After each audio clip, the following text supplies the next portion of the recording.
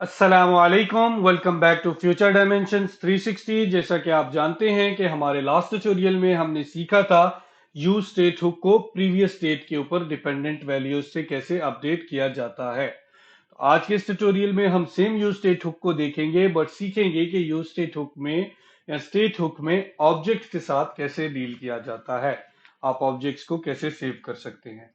तो आइए जी move forward करते हैं, एक नया कंपोनेंट बना लेते हैं। मैं कहता हूं जी हुक फॉर्म के नाम से कंपोनेंट बना लिया मैंने जी dot JS RFCE React functional component create कर लिया। मैंने क्या करना है जी, एक फॉर्म लेना है अपने पास, इसके अंदर इसको मैं इंपोर्ट कर लेता हूं अपने क्लास कंपोनेंट में। ओल्ड कोड को मैं रिमूव कर लेता हूं जी। मैं कहता हूं जी हुक फॉर्म आ चुका है मेरे पास। अब मैंने इस कंपोनेंट में क्या करना है जी, एक ऐसा वेरिएबल लेना है स्टेट में जिसमें कि ऑब्जेक्ट सेव हो। मैं कॉन्स्ट ले लेता हूं जी name, comma set name function भी एक्सपोर्ट कर लेता हूं जिसके थ्रू मैं उस वेरिएबल को सेट करूंगा।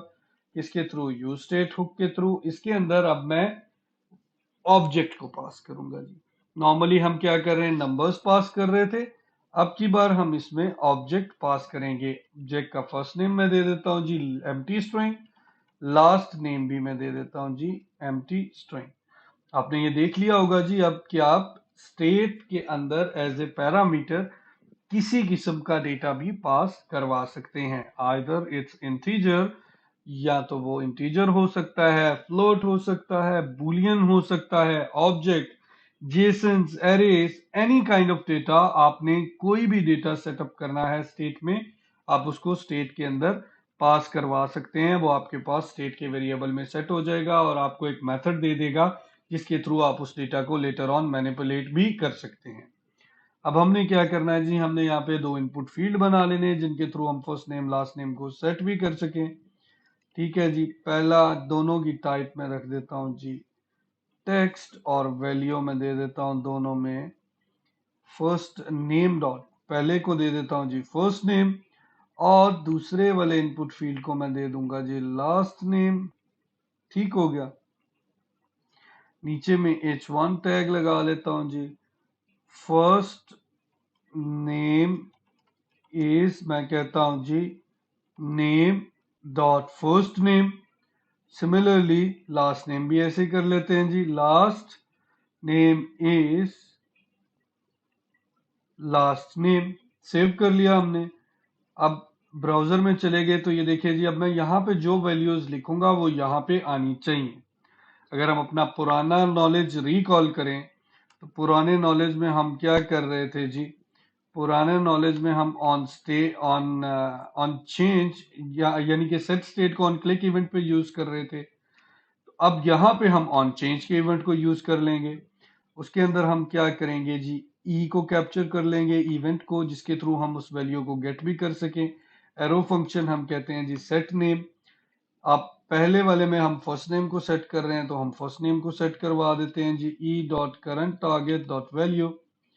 ठीक हो गया। इसी को कॉपी कर लेते हैं और दूसरे वाले में हम दूसरे इनपुट फील्ड में हम लास्ट नेम की वैल्यू सेट करवा देते हैं जी। ठीक हो गया। अब अगर हम अपने कोड में आ जाएं तो इधर आके मैं वैल्यू लिखता हूं फ्यूचर। ये देखें जी फ्यूचर लिखा गया यहाँ पे। अब अगर मैं सेकंड इनपुट फील्ड में जाऊं डायमेंशन लिखूं तो ये फ्यूचर लॉस हो चुका है पहले इनपुट फील्ड से। पूरी स्टेट की वैल्यू को लॉग करवा के भी देख लेते हैं जी। H2 लिखा, करली ब्रेसेस लगाएं, जेसन डॉट स्ट्रिंगिफाई किया और नेम को पूरे को हमने प्रिंट करवा लिया। अब जब हम यहाँ पे इनिशियल वैल्यू में आते हैं, देखिए जी स्टेट के अंदर दो वेरिएबल है हमारे पास, पहला फर्स्ट नेम है, दूसरा लास्ट नेम है। जैसे ही मैं यहाँ पे फ्यूचर लिखता हूं तो मेरे पास क्या होता है, लास्ट नेम लॉस हो जाता है। ये जो वेरिएबल या जो पैरामीटर जो हमारे पास पड़ा हुआ है जिसके अंदर लास्ट नेम की वैल्यू अवेलेबल है, ऑब्जेक्ट के वो एट्रीब्यूट जो लास्ट नेम कहलाता है वो क्या होता है, वो मिसप्लेस हो जाता है या वो लॉस हो जाता है। तो ये एक की डिफरेंस होता है किसके अंदर, क्लास कंपोनेंट्स की जो सेट स्टेट है उसमें और यूज स्टेट हुक में। क्लास कंपोनेंट में क्या होता है, क्लास आपकी स्टेट को उठाती है, जो भी वैल्यू आप पास करते हैं उसके ऑब्जेक्ट्स में, स्टेट के अंदर जो ऑब्जेक्ट सेव होता है, और उसको क्या करती है कि जो अवेलेबल स्टेट होती है उसके साथ मर्ज कर देती है ऑटोमेटिकली। आपको बाकी वैल्यूज मैनुअली अपडेट नहीं करवानी पड़ती या सेव नहीं करवानी पड़ती।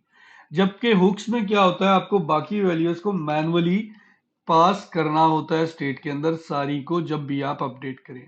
ये खास कोई इतना मुश्किल काम नहीं है, बहुत इजी है, 2-4 वर्ड की गेम है, तो बहुत इजी है। अगर आपको स्प्रेड ऑपरेटर का आइडिया है तो उसके थ्रू आप इसको इजीली अचीव कर सकते हैं 3-4 लेटर्स में। अगर आपको स्प्रेड ऑपरेटर का आइडिया नहीं है तो मैं हाईली आपको ये रिकमेंड करूंगा कि आप वीडियो को पॉज करें और ES6 के अंदर जाके स्प्रेड ऑपरेटर को देख लें। 2 से 4 मिनट लगेंगे आपको स्प्रेड ऑपरेटर को समझने के लिए। उसके बाद आप आके इसको रिज्यूम करें। अब देखें जी, आप स्प्रेड ऑपरेटर को यूज कैसे करते हैं। 3 डॉट नेम कॉमा, ये वे है जी। आपने क्या कह दिया कंपाइलर को, hey compiler copy all the values available in the name. आप तमाम वैल्यू को कॉपी कर लें जो नेम के अंदर पड़ी है। फर्स्ट नेम को कॉपी किया, लास्ट नेम को कॉपी किया। उसके बाद आप फर्स्ट नेम की वैल्यू को ओवरराइट करवा दें। सिमिलरली आप लास्ट नेम में भी यही काम करें। वैल्यूज जो हैं तमाम उनको कॉपी कर लें, जो भी ऑब्जेक्ट हम पास करवा रहे हैं उसके अंदर, और फिर लास्ट नेम की वैल्यू को अपडेट करवा दें। That's it. इतना सा नॉर्मल सोल्यूशन है हमारे पास। स्प्रेड ऑपरेटर के थ्रू आप स्टेट की करंट वैल्यूज डायरेक्टली पास करवा सकते हैं। अब मैं सेव करता हूं। देखें जी, फ्यूचर हमारे पास लास्ट नेम बिल्कुल भी लॉस नहीं हुआ और फ्यूचर एग्जैक्टली हमारे पास फर्स्ट नेम में आ चुका है। डायमेंशंस लिखा तो डायमेंशंस भी हमारे पास आ गया है लास्ट नेम में। अब की बार हमारी कोई भी वैल्यू लॉस नहीं हो रही। तो ये बेसिक सा वे है जी जिसके थ्रू आप क्या कर सकते हैं, स्टेट की वैल्यू को अपडेट कर सकते हैं in the form of object. Sorry, state की वैल्यू को आप क्या कर सकते हैं, ऑब्जेक्ट कर सकते हैं in the form of objects, update कर सकते हैं in the form of objects. तो very basic, very normal. I hope you guys understand it. In case of any question आप हमें कमेंट बॉक्स पे कमेंट कर सकते हैं। हमारे चैनल को लाइक करना या सब्सक्राइब करना ना भूलिएगा जी। मिलते हैं इंशाल्लाह नेक्स्ट ट्यूटोरियल में। अल्लाह हाफिज।